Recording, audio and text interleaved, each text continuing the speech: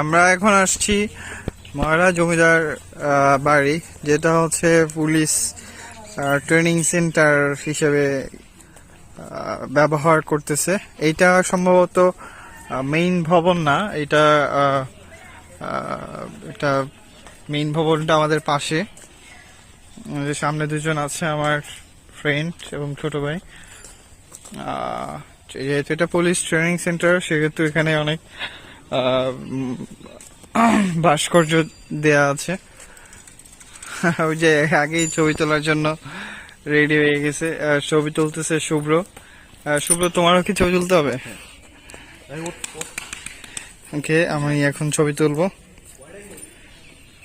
Wide angle? হ্যাঁ, wide angle নেওয়া আছে।